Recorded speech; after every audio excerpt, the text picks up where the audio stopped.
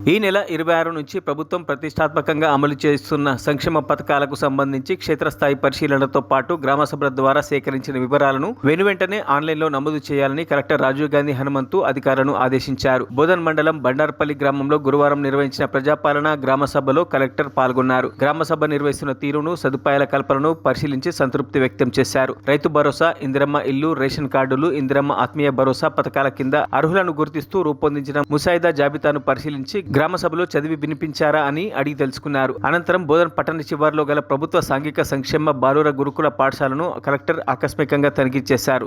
Store room, kitchen, dining హాల్లో తదితర వాటిని పరిశీలించారు. స్టోర్ రూమ్ లో నిల్వ ఉంచిన సన్న బియ్యం, ఇతర సరుకుల నాణ్యతను, విద్యార్థుల కోసం వండిన మధ్యాహ్న భోజనాన్ని పరిశీలించి నిర్వాహకులకు కీలక సూచనలు చేశారు. మెనూ ప్రకారం భోజనం అందిస్తున్నారా లేదా అని పరిశీలన చేశారు. మెనూ ప్రకారం విద్యార్థులకు పౌష్టికాహారం అందించాలని సూచించారు. కలెక్టర్ వెంట బోధన్ సబ్ కలెక్టర్ వికాస్ మహాతో స్థానిక అధికారులు ఉన్నారు.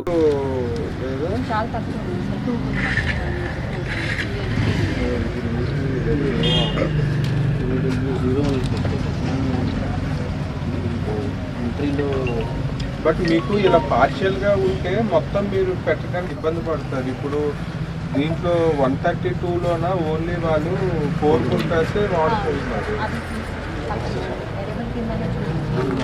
3 acres కూడా రాదు.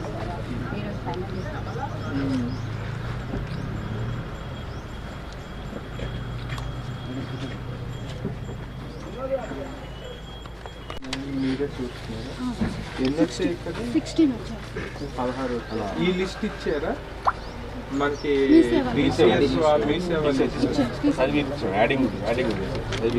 నంబర్స్ ఇది మొత్తం చదివారా? సార్ ఇది జాడి సాలూరా మండల్, బోధన్ మండల్ ఒకటే ఒక షాప్ కలిపి వచ్చాయి.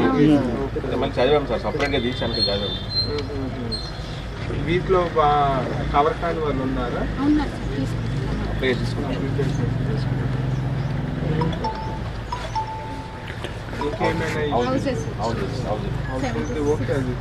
అది కూడా తీసుకుంటున్నాను. మరిన్ని అప్డేట్స్ కోసం మా ఛానల్ని సబ్స్క్రైబ్ చేయండి.